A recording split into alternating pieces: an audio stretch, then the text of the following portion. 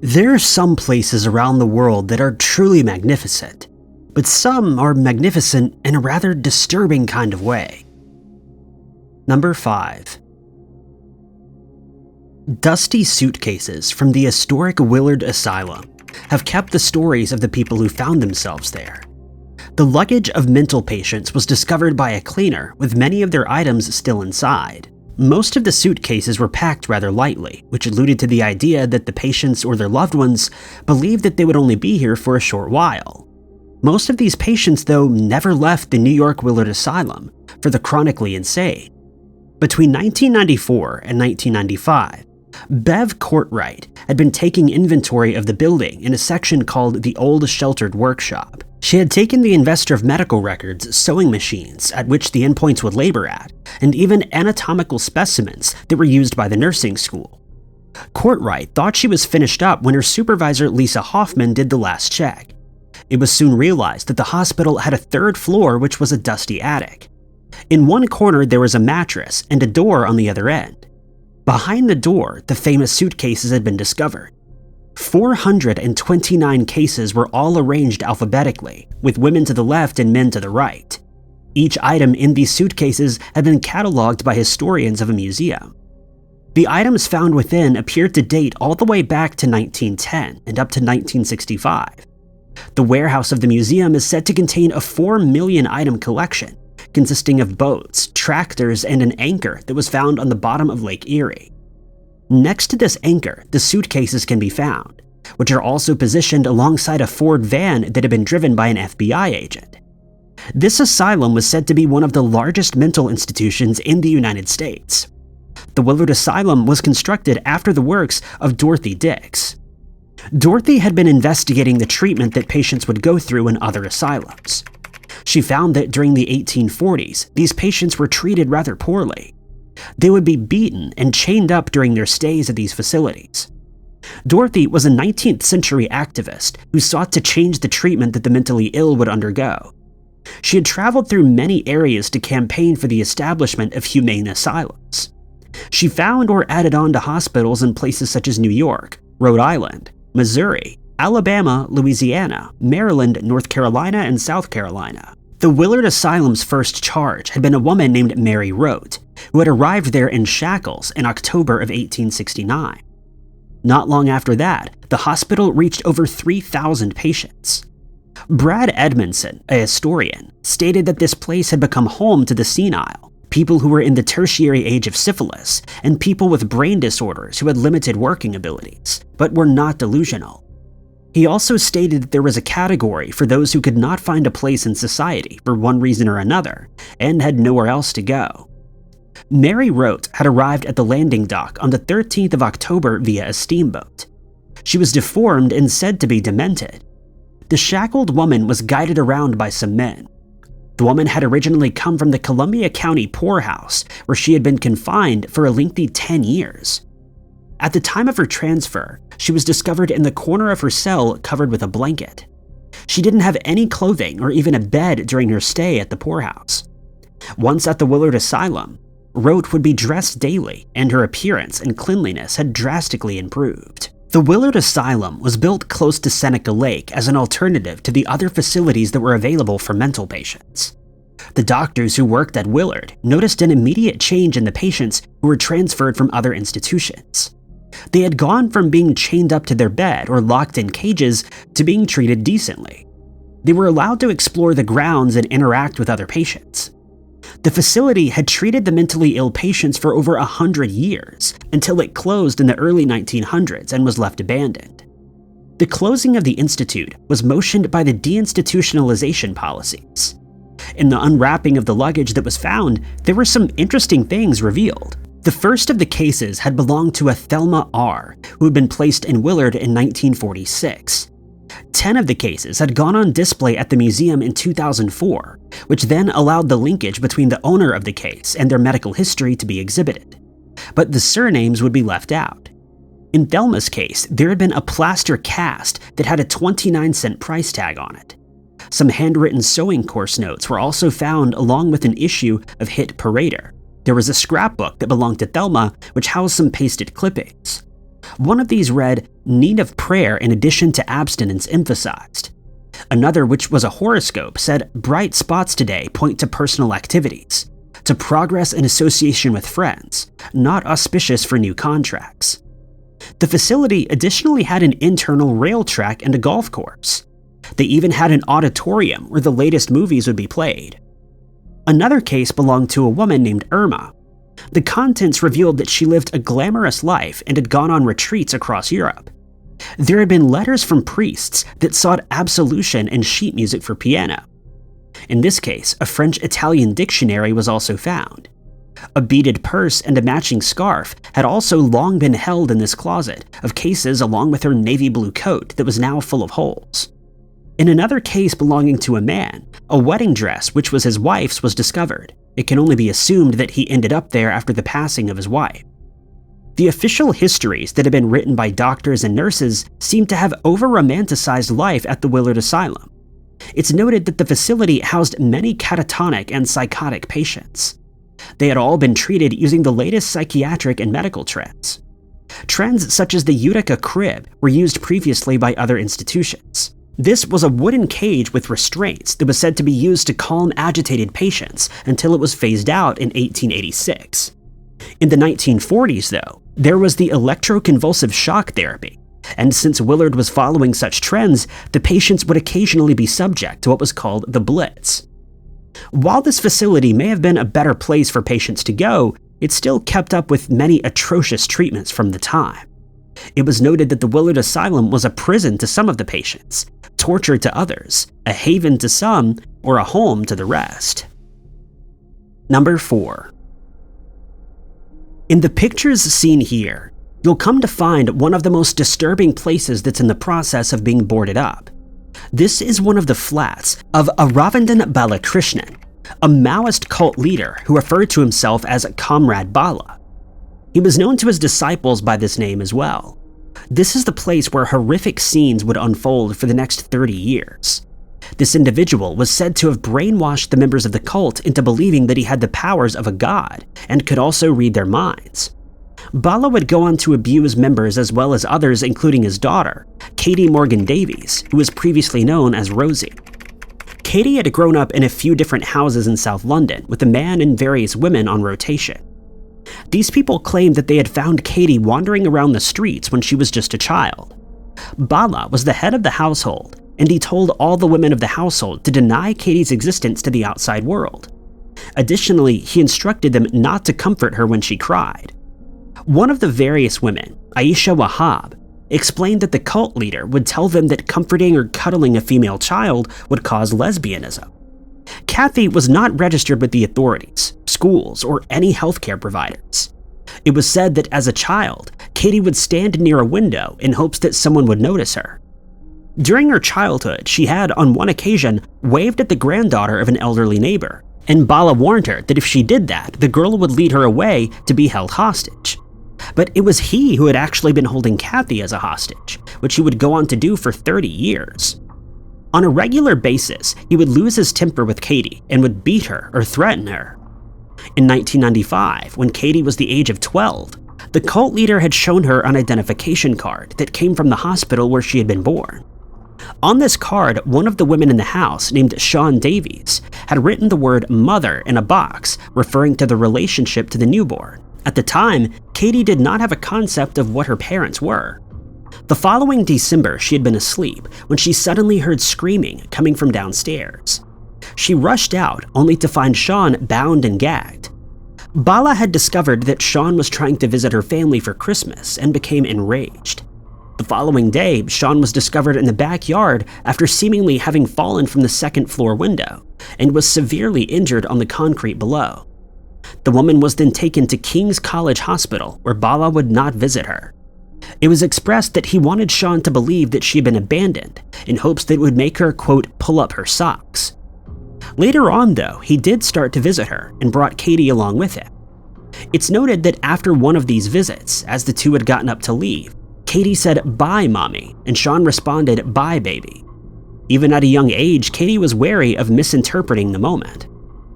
She believed that you can call someone a baby without them being your actual child, or having no significant meaning attached to it. Katie would go on to spend 3 decades in this commune, being mistreated along with other individuals. She made her escape in 2013. She had been assisted by the founders of Palm Cove Society, Yvonne Hall and Gerard Stocks. This society was a support for victims of trafficking as well as domestic abuse. One of the first people to have interviewed Katie after her escape was Jenny Cutler, who was a consultant forensic psychologist for the United Kingdom's National Crime Agency. During the interview, Cutler was able to determine that while her vocabulary was good, she was severely underdeveloped in the comprehension of social behaviors that would normally be acquired at a young age during early childhood. At the time, Katie was unable to function outside of the house in which she had been held captive. She could not cross the road or ask for change at the cashier when shopping.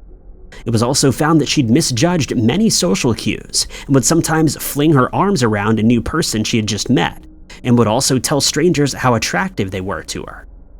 Yvonne Hall was expecting Katie to remain with them for at least 2 years, but she learned quickly and moved out on her own after just 14 months.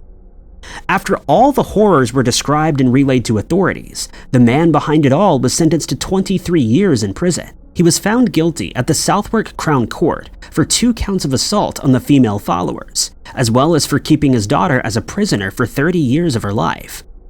Katie explained that her narcissistic father had deprived her of freedom and a family, along with the childhood, friends, love, and a sense of belonging. The woman maintains that even though this man had committed these atrocities against her and the other women, she still forgives him. Katie detailed the cult leader as a psychopath and a narcissist and stated that he was obsessed with control and even plotted world domination. Bala also wanted to be superior to leaders of the past, such as Stalin, and played this out by subjecting his followers to all kinds of abuse for decades. Another image released was that of Katie's bedroom, which she slept in during her time spent at this house of horrors. In the picture, her bed can be seen as brightly colored. The room appears normal, as though it's like any other. While the room and apartment may seem unassuming, this is where the horrors would go on. Number 3. Located about 40 miles north of Manhattan, New York, is a building sitting in the hills of Rockland County, which is not too far from the Hudson River. This building is said to have a small town feel and appears peaceful. Unfortunately, though, the building has a rather disturbing backstory. The building is called Leworth Village and has a mental hospital that now sits in ruins. This facility was one of the many that mistreated its patients, and in 1911, it was used as the home for experimentation. This place was made to appear as a utopia for the mentally ill, where they could find refuge and peace. The mental facility would go on to take 2,000 patients in a complex of more than 130 buildings, which were spread across 2,000 acres. An acre for each patient. This institution was said to be established as a home for the segregation of the feeble-minded and those who suffered from epilepsy. Initially, like most asylums, the Leworth Village started out as a good facility, where the able-bodied would tend to the farms that were on the site. There were shops and places of worship as well as a power station. The asylum was a duplicate of a small-town village which mirrored aspects that were to find in one, such as personal dwellings and farms that the community would tend to. Letchworth certainly did not follow the standard layout of any other asylum, but unfortunately it did become overcrowded very quickly. It also followed suit with what most asylums did at the time, which was transferring from the initial facility of healing to an abusive horror show for many patients, and subsequently to the standard haunted ruins. The overcrowding of the asylum led to financial difficulties, which led to shortage in staff. With over 2,000 patients and not enough staff, things took an abusive turn. Patients were never required to leave the institute, which soon turned into a place where mentally ill children were sent and forgotten about. Letchworth was forthcoming about their plans to treat patients as lab rats or guinea pigs in medical trials, with the most famous of these being the experimental vaccine for polio.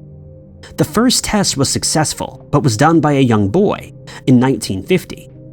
Testing such as this has been continuously carried out on children through the upcoming years. During the time that the polio vaccine was being tested, there was not much outcry or outrage. This was possibly due to the success rate of the vaccine that was sparked by the testing at Letchworth. This also allowed the facility to remain open for many more years until it was closed in 1996. This only came after years and years of reports of the neglectful and abusive conditions that these patients were forced to live in. After this, many other asylums were forced to close down, which included Willowbrook in Staten Island. The Willowbrook abuse had been reported by Geraldo Rivera during his ground-shaking expose.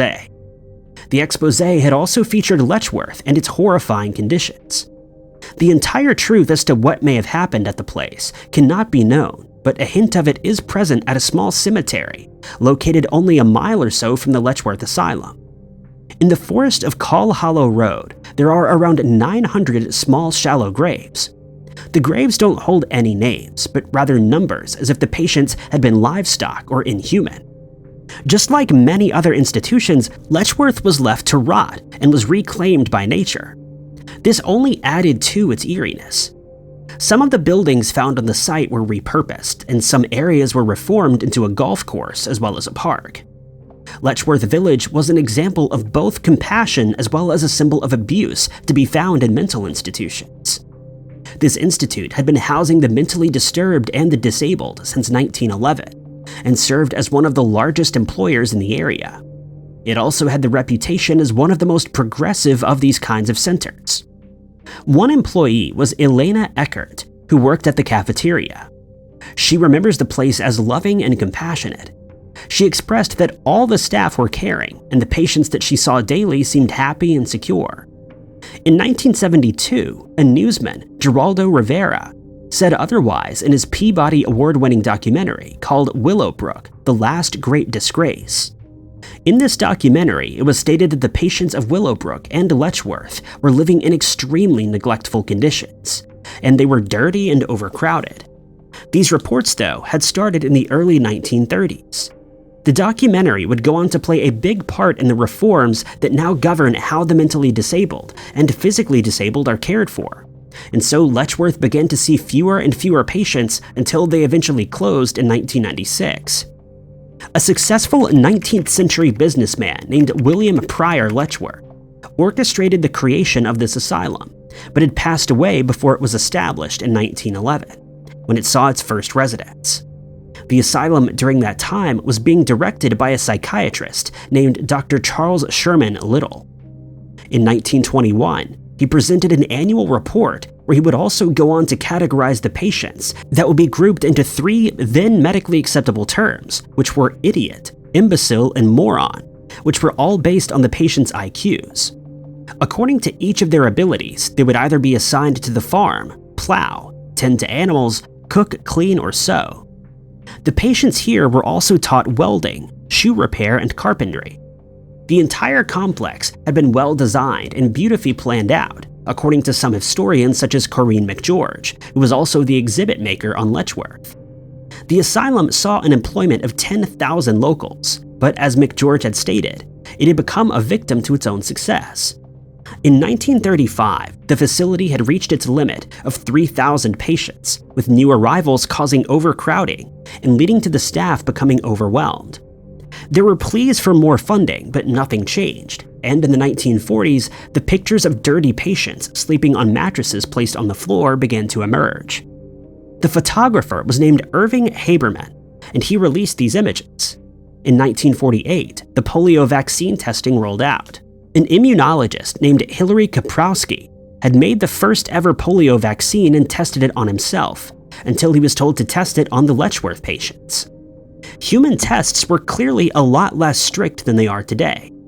The trial vaccine was administered to 20 children, where 17 of them developed antibodies to the virus, not long after the vaccine was officially rolled out.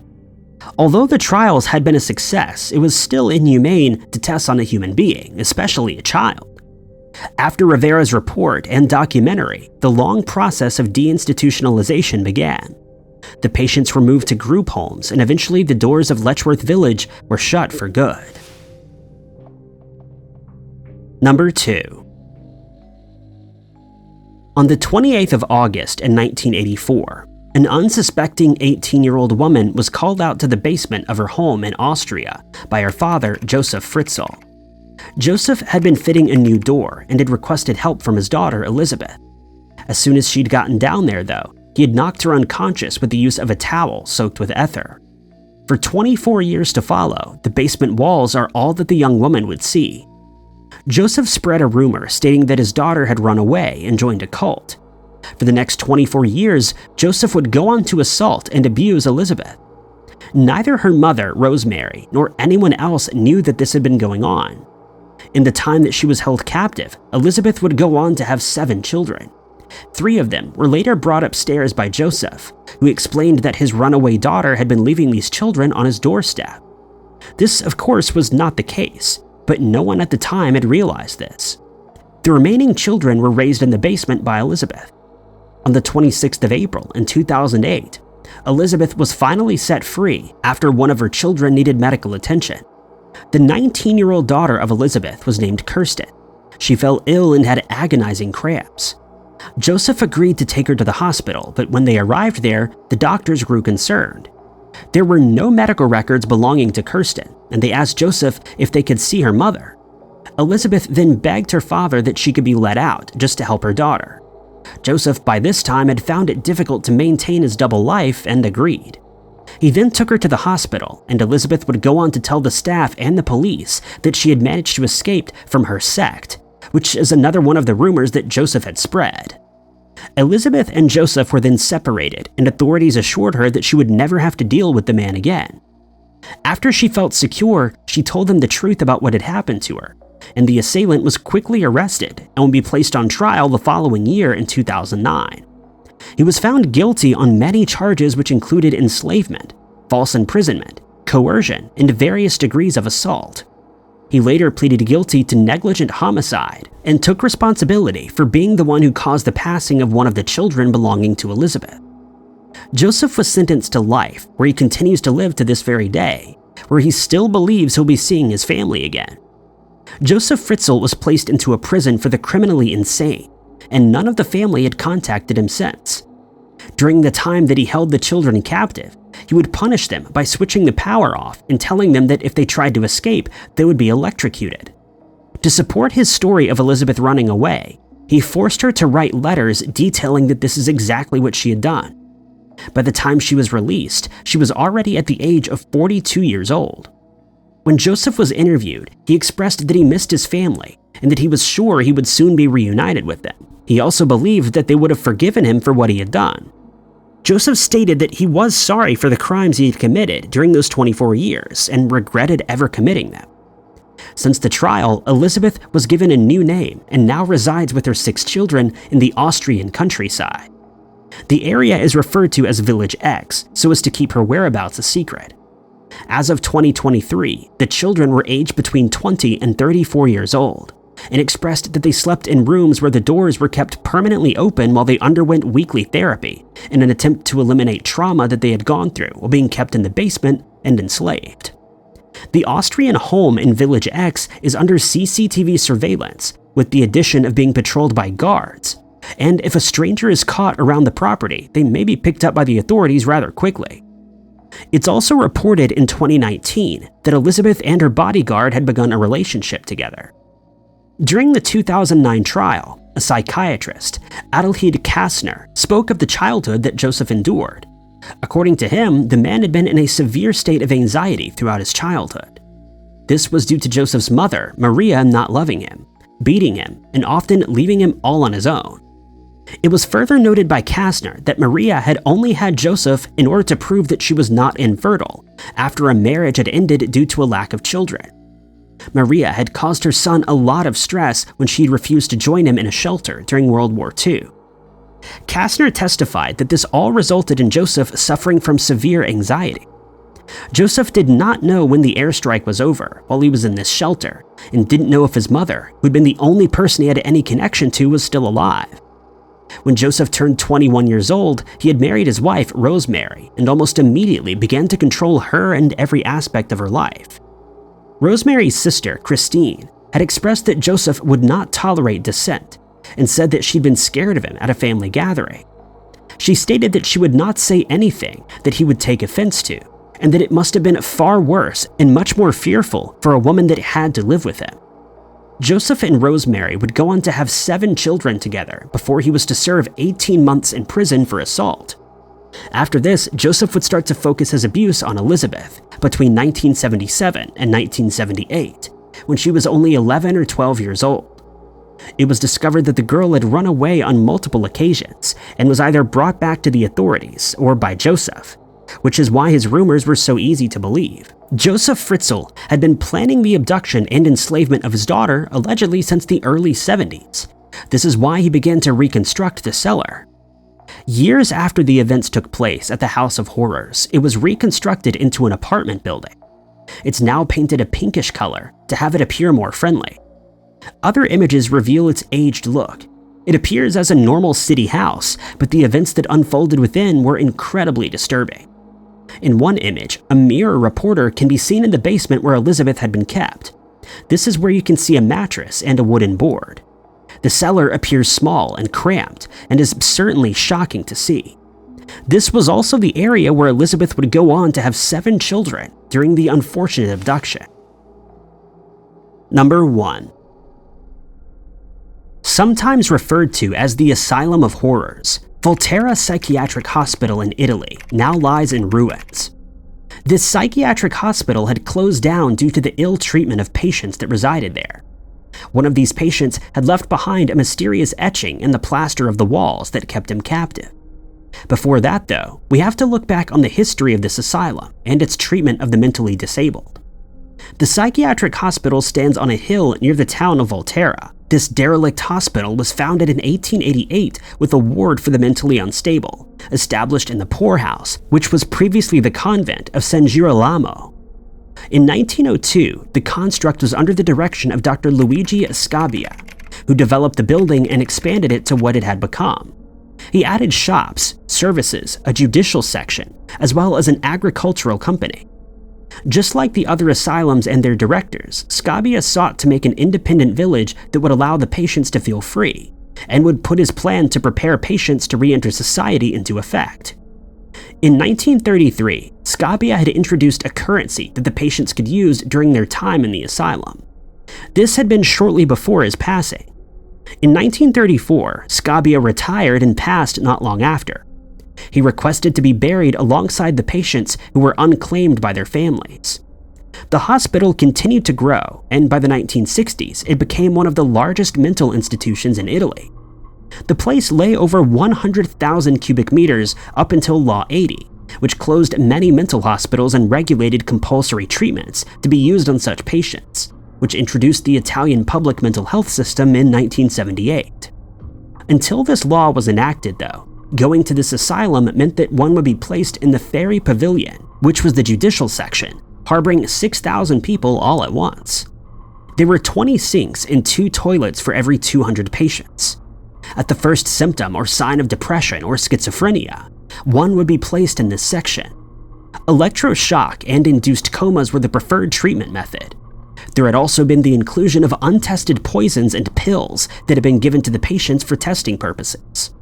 Such medications often had irreversible changes. The patients were placed into ice baths or sedated throughout the course of their time spent here. The asylum was also nicknamed the place of no return, since none of the patients ever returned home after being placed there.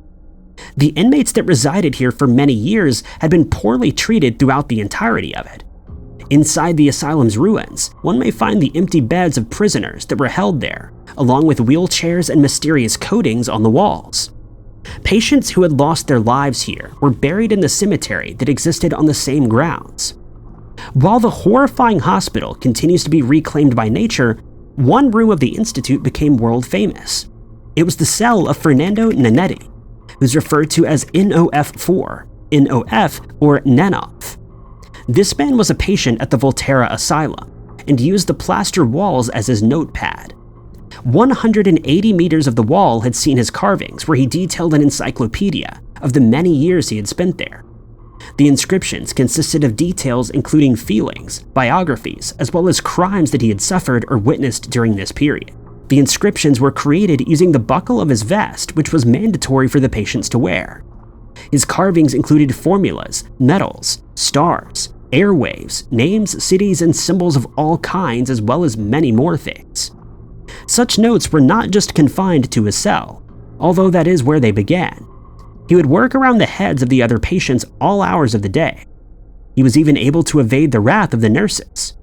The first medical record attached to Nanetti was on the 2nd of September 1958. The first lines of this record revealed the following, saying, quote, "He appears polished and well-oriented, talkative and boring. He reveals absurd delusions of damage or harm with regard to his person and ideas of grandeur." It further states that he believed he was able to do various things, although this was not specific. He was described as being talkative and excited and slept very little. According to one of the asylum nurses, Nanetti had first made a frame on the wall before filling it, with messages that the world would later go on to see. Nanetti never received any visitors despite writing letters to people. One was addressed to his cousin in 1965 and stated that he wished for his cousin to come visit him. He also detailed that the hospital had been trying to harm him and that he would soon be leaving. He was transferred from the ferry section to the civil division after 2 years of being at the asylum. The doctors had described him as a foolish person and said that he was schizophrenic with auditory hallucinations. It was also stated that he was only interested in the carvings that he did. He would not engage with anyone and would focus his attention entirely on his inscriptions. On the 21st of March in 1968, Nanetti had finally left the asylum by force on an excursion to a park for coffee.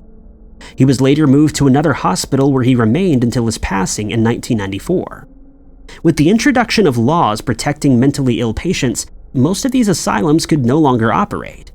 These psychiatric hospitals were initially built with good intentions by concerned people who sought to make a happy life for the mentally disturbed.